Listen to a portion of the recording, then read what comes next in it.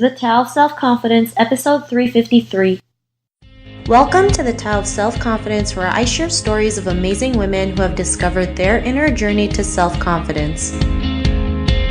Visit our website at thetaoofselfconfidence.com. Your inner journey to self-confidence awaits.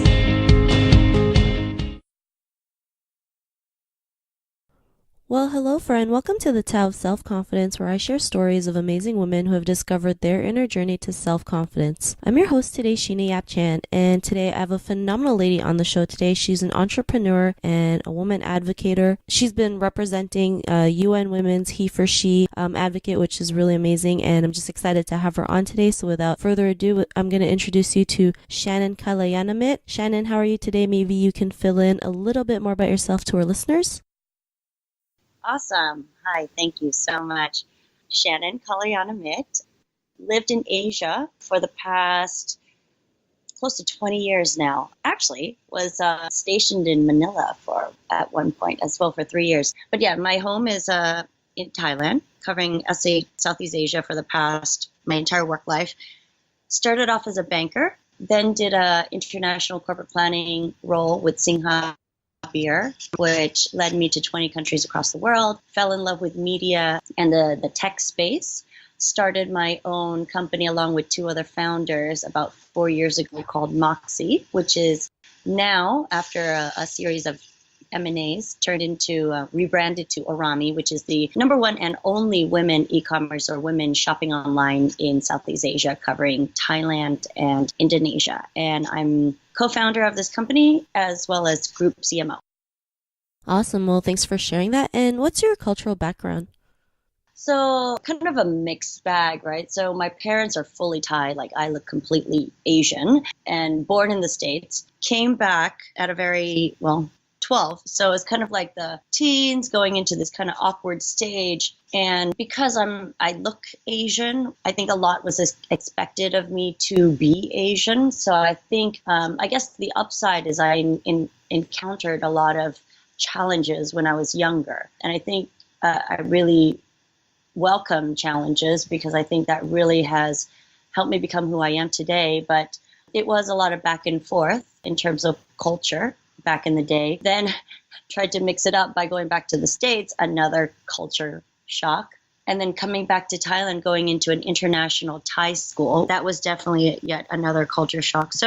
But the one thing that's actually been going for me throughout is I went to an international school like you, I think, and growing up with lots of different people from different backgrounds really has shaped my mentality and how I think about things, how I approach things. And I think I've been very fortunate to have a multicultural background, which is shown in a lot of what I do today.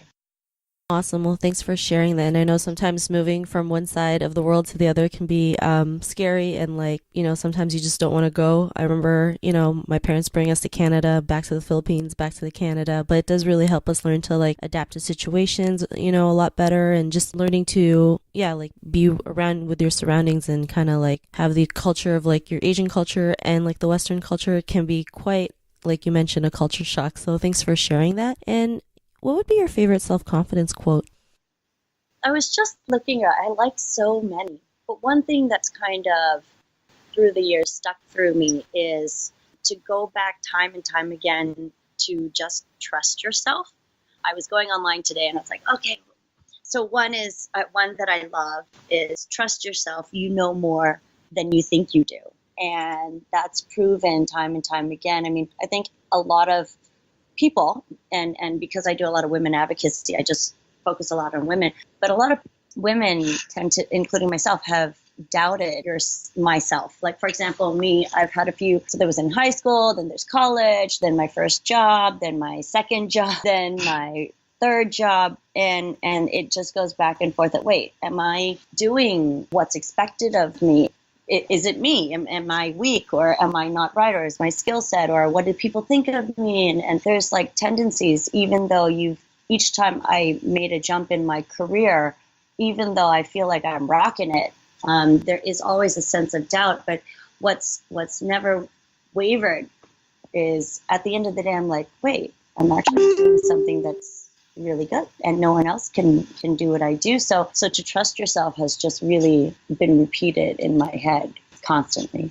Thanks for sharing that. And I can totally relate to what you mean. Like, wondering if we're like good enough to do some of the things that we do, right? Especially when you're doing things on your own, starting your own business. Like growing up as an Asian woman, we've always been told to just like listen to what other people tell us to do versus to like trust ourselves. And it can be such a battle sometimes because we have like this constant battle in our heads, like, am I good enough? Am I not good enough? And it's just really, we are, like, we can do it. And the more we believe in ourselves, we can keep taking action and doing the things that we love. So, I love that quote that you mentioned. And in your own words, how do you define self-confidence?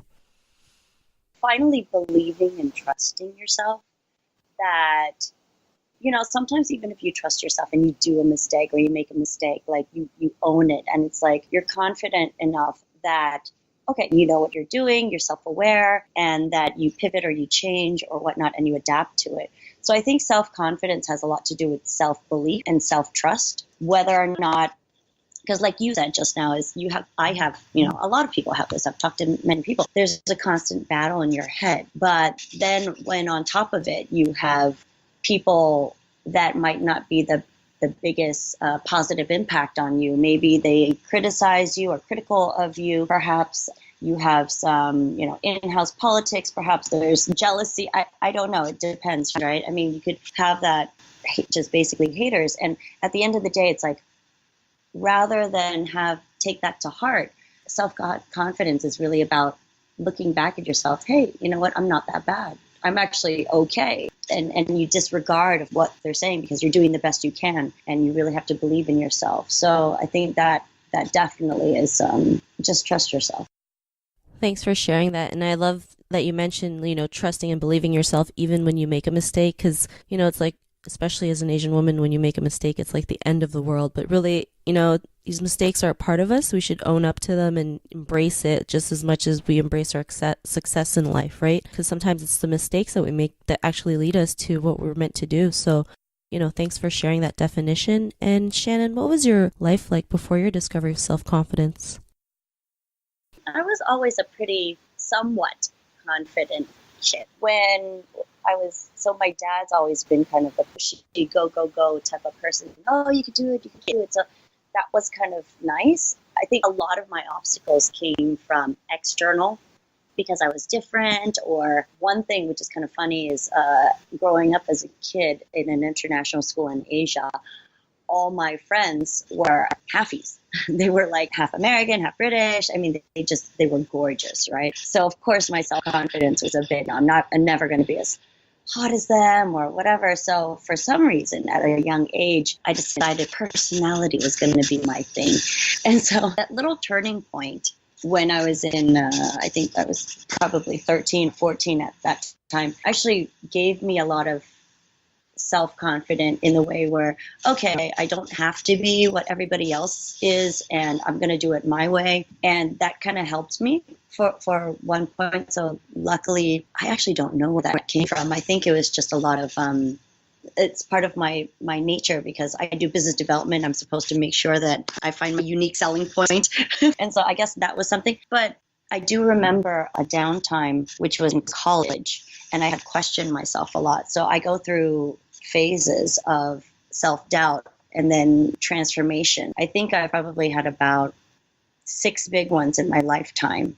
And each time that I find that self-confidence, I level up in a certain way. And one of the most recent times was just finally actualizing what it was that brought down my confidence. And basically it's myself. So before the discovery, I definitely, I'm just like everybody else, very insecure, not really sure. And then the thing that helped me was actually looking back on my accomplishments. And it's that great feeling when you go back and read your CV or read all your things that you've done.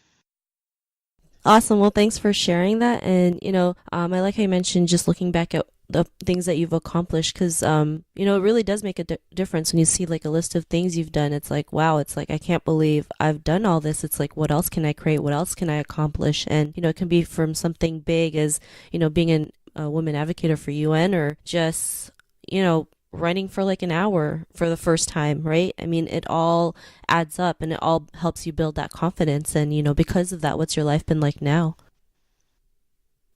Awesome. I mean, obviously, it's not always perfect. There are some things that hit me here and there, but women especially, we have this cycle.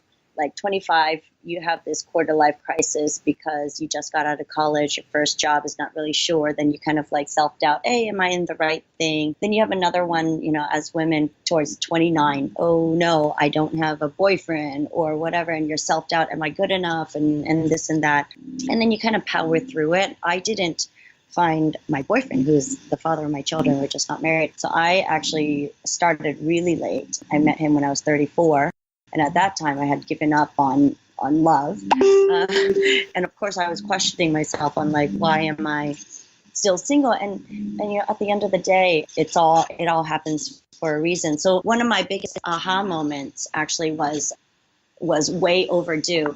I had two big ones. One is actually when I first got into college, because everybody thought that I really sucked in school. Second time was when I actually got my first real big gig at PricewaterhouseCoopers. And again, I was not doing very well in school and I proved everybody wrong. And the latest one was starting Moxie and Orami here and being able to be one of the biggest players that are still remaining today. So, again, it goes back to this thing about achievements and actually patting yourself on the back here and there and realizing that, yeah, everybody has obstacles. It's really how you deal with it and how you move forward, and things happen when they happen. Just make sure that you pat yourself on the back. If not, you won't level up. Thanks for sharing that. And Shannon, to the woman who's listening to your episode, she may be in her own journey of self-confidence. What would be that one tip you would give to her? The main thing I would do is really dig deep and really look at yourself. When people are feeling low, or whenever I'm feeling low, I really, just as what we just talked about, you go over and you list your accomplishments, in different things, like whether it be career or whether it be, like you said, like health goals and, the ability to power through, the ability to do more than what you had set for yourself. I think that the fact of just one thing that I have just started to do in the last 5 years is actually have a journal where I have my quote unquote wins. And, when I'm down, I go back and I think about it. In each of these wins, you kind of think about your struggle at that time. And it's like, okay, it's not so bad right now. And just remember, I think the sexiest trait for anything is confidence, whether it be to yourself, to your friends, to your family, to single women. I get a lot of single women talking to me now, and they're always like, oh, I'm never going to get a boyfriend. And that's not really your goal. And they question themselves. But when you go back to that list, you do realize how good you are already and how far you've come. And that's a great reminder, because nobody else is going to remind you. And one thing that, never look for appreciation in other people, for them to appreciate you, because you will always be disappointed. You need to appreciate yourself, and you know best what you've done, and you are the only one who could pat yourself on the back. So if you're looking for appreciation in other people, you're never going to find it. So just be nice to yourself, be kind to yourself, trust yourself, and it all comes from you for you to be happy and confident. Thanks for sharing that. Those are some great tips, especially, we're so great at comparing, ourselves to other people, especially with like social media. We see all these people doing amazing things and we feel like, oh, I can't live up to them. And we don't have to, right? I mean, this journey is always about being our better selves, right? Learning to be better than yesterday. And the more we keep doing that, and like you mentioned, just, going back to what we have accomplished, I mean, that's a win already. Just learning to figuring out how to get better, how to be more confident, focusing on you makes a big difference instead of trying to see like, oh, why can't I be like so-and-so? So thanks again for sharing that. And Shannon, if our listeners wanted to get to know a little bit more about you and what you do, is there any links or social media profiles we can connect with? I have an Instagram. I'm not that active on it, but Shannon, Shannon, Moxie, one word, Moxy, because it was the first startup that I started. And I am on Facebook. Shannon Kalayanamitr, and I guess it's a very long last name, but you could find me there. But yeah, no, I appreciate it so much. It's a great thing that you're doing for this. I wish when I was younger there were tools like this, or podcasts, or things, or books that I knew, and there aren't. So it's a really good thing that you're doing. I know a lot of people appreciate it. Thank you so much. I mean, I totally feel the same way. When I was growing up, nobody ever talked about self-confidence, and it is something that's totally needed. For me, it's like, I knew that there's so many women out there who are feeling the same way, and, they feel like they're alone. And, doing these shows is showing them that we all go through it, and, we can relate to each other and figure out how we can lift each other up than, bring each other down. So thanks again. And to the listeners, if you wanted to connect with Shannon, you can also head on over to thetowofselfconfidence.com and search for Shannon's name. Her show notes will pop up along with everything else we talked about. And I just want to thank Shannon for taking the time to share her story with us. So thank you so much. Thank you. Thank you so much, Sheena. Not a problem. It was great having you on the show. And to our listeners, be on the lookout for another new episode of another amazing woman's journey to self-confidence. And we'll talk to you soon. Bye for now.